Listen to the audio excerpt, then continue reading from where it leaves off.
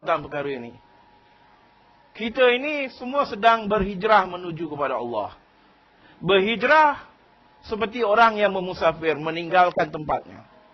Solat tidak boleh kasar selagi masih kedengaran bunyi azan dari mukim kita, tempat kita tinggal. Atau batas daerah kita masih kelihatan, kita belum boleh kasar atau berbuka puasa kalau bulan Ramadan.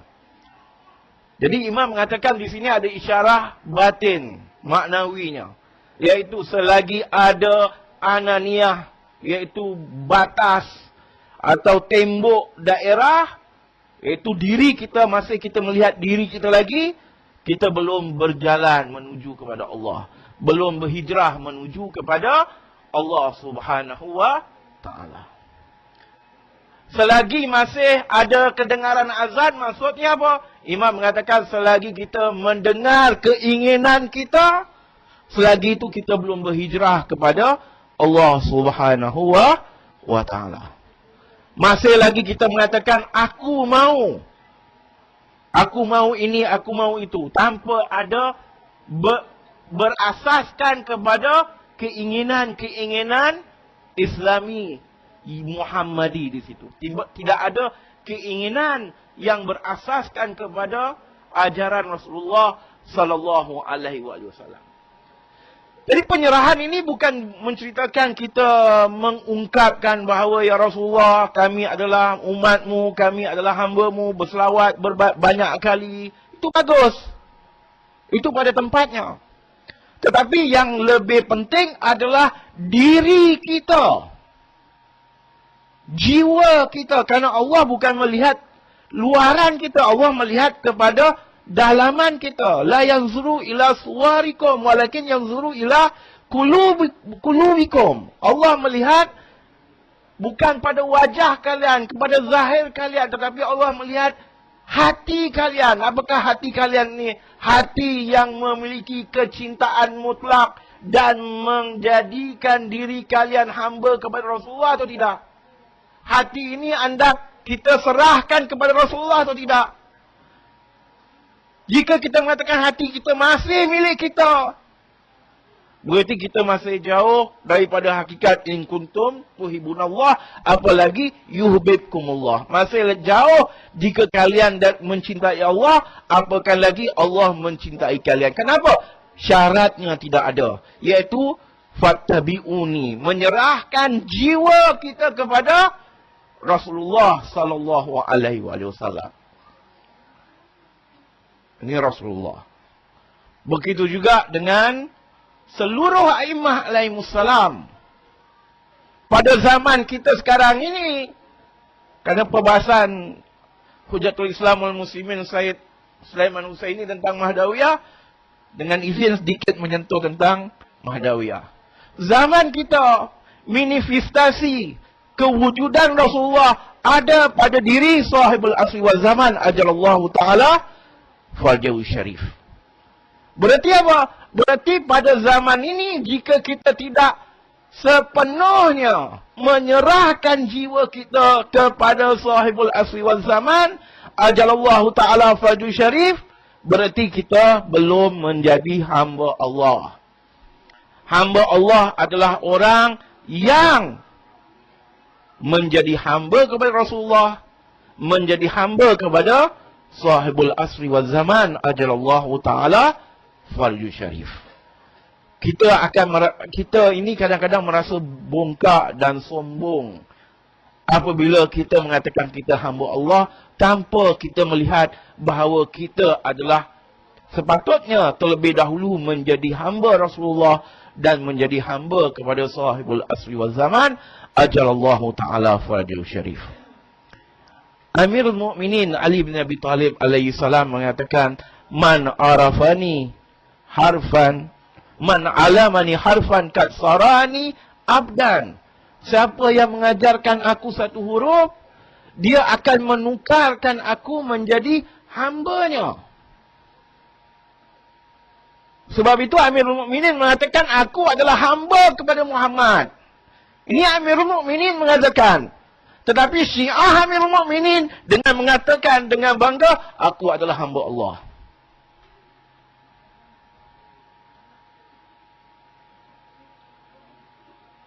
banggakan diri kita menjadi hamba Rasulullah, menjadi hamba Fatimah Zahra, menjadi hamba Amir Mukminin, menjadi hamba Maksumin. Dan sekarang ini kita patut berbangga kerana kita adalah hamba kepada sahibul asri wal zaman ajrallahu ta'ala farjuhu syarif. Ini hak kita. Hamba hukumnya ialah apa? Tidak memiliki diri. Berarti diri kita adalah di bawah ikhtiar sahibul asri wal zaman ajrallahu ta'ala farjuhu syarif. Kenapa kita tidak merasakan gitu? Kenapa kita tidak merasakan kita dipimpin oleh Imam Sahibul Asri wal Zaman? Kenapa? Kerana kita masih menganggap diri kita merdeka. Kita masih menganggap diri kita bukan hamba. Kita somebody, someone. So, Imam nak masuk bagaimana? Imam tak akan ganggu. Kenapa? Kerana orang ini belum mahu menyerahkan dirinya. Serahkan diri kita, baru imam akan masuk dan akan mengatur hidup kita. Kadang-kadang saya sering juga mengatakan di Malaysia, makin lama makin faham kenapa Imam Mahdi gaib.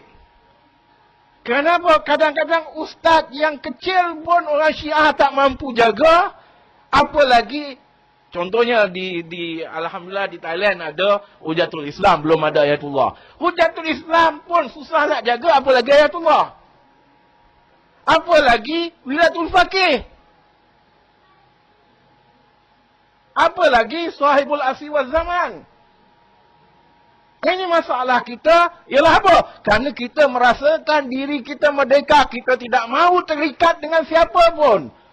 Hatta dengan ustaz yang mengajar kita satu huruf, patut kita jadikan diri kita hamba kepadanya. Apalagi kepada Makam Muazzam Datuk Faqih. Apalagi kepada Sahibul Asri wal Zaman ajarallahu ta'ala wal syarif. Mudah-mudahan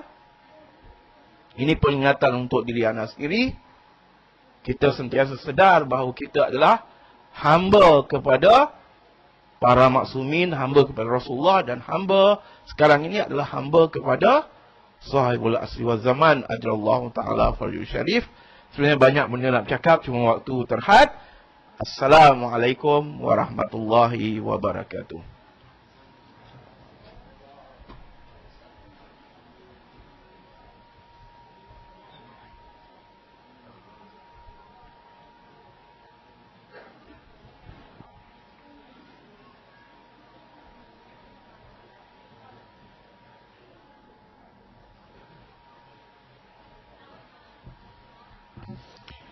ก็อัลฮัมดุลิลละห์เราได้ฟัง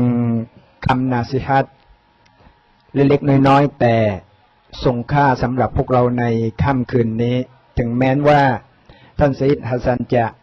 นำเสนอเพียงแค่20นาที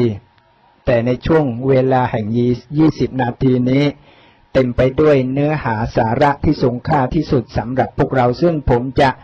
สรุปเนื้อหาบางตอนบางส่วนที่ท่านได้นำเสนอให้กับพวกเราในค่ำคืนนี้โดยท่านได้ยกองค์การหนึ่ง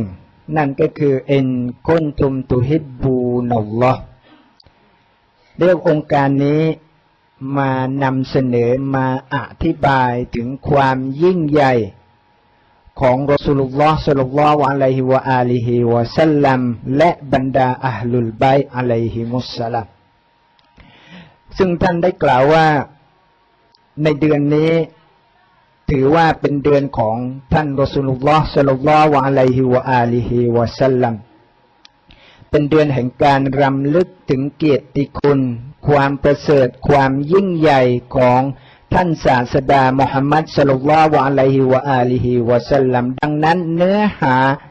ที่เราควรจะพูดคุยในเดือนนี้ก็ควรที่จะเป็นเนื้อหาและเรื่องราวที่เกี่ยวข้องเกี่ยวกับท่านรอซูลุลลอฮ์ ศ็อลลัลลอฮุอะลัยฮิวะอาลิฮิวะซัลลัมองค์การที่ท่านได้ยกมานั่นก็คืออินกุนตุมตุฮิบบูนัลลอฮ์หากสู่เจ้าทั้งหลายนั้นรัก อย่างอัลลอฮฺซุบฮานะฮูวะตะอาลาได้นำเสนอองค์การนี้ดังนั้นต้องการที่จะชี้ให้เห็นว่าเราจะทำตัวอย่างไรให้เรานั้นเป็นหนึ่งในผู้รักอัลลอฮฺซุบฮานะฮูวะตะอาลาอย่างแท้จริงเราจะทำการตรวจสอบตัวของเราเองได้อย่างไรว่าเรานั้นเป็นผู้รักอัลลอฮ์ซึ่งจากองค์การนี้เราสามารถได้บทเรียน2ประการด้วยกันบทเรียนแรกนั่นก็คือการมอบความรักแด่องค์อัลลอฮ์ซุบฮานะฮูวะตะอาลาคือเป็นเรื่องของฟิตเราะห์เป็นเรื่องของสัญชาตญาณที่อยู่ในหัวใจของมนุษย์ทุกๆคนแต่สำหรับมนุษย์บางคนนั้นอาจจะรับรู้อาจจะเข้าใจด้วยการคิดไตร่ตรองถึงเรื่องราวต่างๆแห่งการสร้างของอัลลอฮฺซุบฮานะฮูวะตะอาลาเมื่อทำการพิจารณาไตร่ตรองในสิ่งต่างๆเหล่านี้และเขาก็ได้ปฏิบัติตนตามหลักการที่ศาสนาอิสลามได้มอบนั้นและเขานั้นก็ได้แสวงหาความรักอันนี้อย่างอัลลอฮฺซุบฮานะฮูวะตะอาลาและในมุมมองของเขานั้นถือว่าความรักอันนี้ที่มีอยู่นั่นก็คืออัลลอฮฺซุบฮานะฮูวะตะอาลาแต่สำหรับบางคนนั้นถึงแม้ว่าจะมีฟิตเราะห์อยู่ในตัวของเขาแต่เขานั้นไม่คิดใคร่ครวญในสิ่งเหล่านี้ในการรู้จักอัลลอฮฺซุบฮานะฮูวะตะอาลาโดยบางคนโดยบางกลุ่มนั้นรักตัวเองรักดุนยารักชีวิตดังนั้นถ้าหากว่าไม่สามารถที่จะสละอัตตาตรงนี้ได้แน่นอนเขานั้นจะไม่มีวันที่จะรักอัลลอฮฺซุบฮานะฮูวะตะอาลาได้อย่างแน่นอนดังนั้นเราจะทำอย่างไรให้เรานั้นมีความรักแด่เอกองค์อัลลอฮฺซุบฮานะฮูวะตะอาลาหนึ่งนั่นก็คือด้วยการปฏิบัติตามแบบอย่างแบบฉบับวิถีชีวิตของท่านนบีมุฮัมมัดศ็อลลัลลอฮุอะลัยฮิวะอาลิฮิวะซัลลัมเราต้องยึดมั่นในแบบอย่างแบบฉบับของรอซูลุลลอฮ์ศ็อลลัลลอฮุอะลัยฮิวะอาลิฮิวะซัลลัมเราจะเห็นได้ว่าฉายานามอันหนึ่งของรอซูลุลลอฮ์ศ็อลลัลลอฮุอะลัยฮิวะอาลิฮิวะซัลลัมนั่นก็คือฮะบีบัลลอฮ์เราจะเห็นได้ว่าบรรดาศาสดาต่างๆมีฉายานามเฉพาะเช่นมูซากะลีมุลลอฮ์อิบรอฮีมคอลีลุลลอฮ์แต่สำหรับท่านศาสดามุฮัมมัดศ็อลลัลลอฮุอะลัยฮิวะอาลิฮิวะซัลลัมนั้นถูกเรียกว่าฮะบีบุลลอฮ์นั่นก็คือสุดที่รักยิ่งของอัลลอฮ์ซุบฮานะฮูวะตะอาลาบ่งชี้ว่าอัลลอฮ์ซุบฮานะฮูวะตะอาลานั้นทรงรักท่านนบีมุฮัมมัดศ็อลลัลลอฮุอะลัยฮิวะอาลิฮิวะซัลลัมมากที่สุดและมากเป็นพิเศษด้วยกับเหตุผลอันนี้ในพระมหาคัมภีร์อัลกุรอานจึงได้นำเสนอว่ารอซูลุลลอฮ์นั้นคือเราะห์มะตันลิลอาลามีนคือความเมตตาของสากลจักรวาลและตัวตนของรอซูลุลลอฮ์ศ็อลลัลลอฮุอะลัยฮิวะอาลิฮิวะซัลลัมก็ได้ตะญัลลีคุณลักษณะต่างๆขององค์อัลลอฮ์ซุบฮานะฮูวะตะอาลาให้กับมวลมนุษยชาติทั้งหลายได้เห็นเหตุผลนั่นก็คือเพราะอัลลอฮฺซุบฮานะฮูวะตะอาลานั้นทรงรักนบีมุฮัมมัดศ็อลลัลลอฮุอะลัยฮิวะอาลิฮิวะซัลลัมนั่นเองดังองค์การหนึ่งนั่นก็คือหะดีษหนึ่งที่ได้รายงานจากรอซูลุลลอฮ์ศ็อลลัลลอฮุอะลัยฮิวะอาลิฮิวะซัลลัมว่ายาอะห์มัดโอ้อะห์มัดลาลากะละมาคอลักตุอัฟละโอ้มุฮัมมัดถ้าหากว่าไม่มีเจ้าเราจะไม่สร้างทุกสรรพสิ่งประการที่สองที่เราสามารถได้เรียนรู้จากองค์การข้างต้น จากประโยคที่ว่าฟัตตาบิอูนีจงปฏิบัติตามฉันนั่นก็คือจงปฏิบัติตามรอซูลุลลอฮ์ ศ็อลลัลลอฮุอะลัยฮิวะอาลิฮิวะซัลลัมในตรงนี้นั่นก็คือจะต้องปฏิบัติตามในลักษณะที่ยอมสิโรราบต่อหลักคำสอนต่างๆของรอซูลุลลอฮ์ ศ็อลลัลลอฮุอะลัยฮิวะอาลิฮิวะซัลลัมในรูปแบบหนึ่งตัวอย่างที่ท่านได้ชี้ให้เห็นความหมายในการปฏิบัติตามรอซูลุลลอฮ์ ศ็อลลัลลอฮุอะลัยฮิวะอาลิฮิวะซัลลัมในที่นี้นั่นก็คือเปรียบเสมือนว่า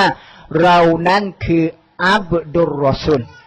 เปรียบเสมือนว่าเรานั้นคือบ่าวคือทาสของมุฮัมมัด ศ็อลลัลลอฮุอะลัยฮิวะอาลิฮิวะซัลลัมนั่นเองพวกเราทุกคนนั้นย่อมเข้าใจถึงความหมายของคำว่าบ่าวหรือทาสดังนั้นตัวของเราก็เช่นเดียวกันจะต้องมีในลักษณะเช่นนี้จะต้องทำให้เรานั้นเป็นบ่าวของมุฮัมมัด ศ็อลลัลลอฮุอะลัยฮิวะอาลิฮิวะซัลลัมเสียก่อนเป็นอันดับแรกในการเข้าสู่อัลลอฮฺซุบฮานะฮูวะตะอาลาเราจะต้องเริ่มต้นจากจุดนี้นั่นก็คือจะต้องให้เรานั้นเป็นบ่าวของมุฮัมมัด ศ็อลลัลลอฮุอะลัยฮิวะอาลิฮิวะซัลลัมได้เสียก่อน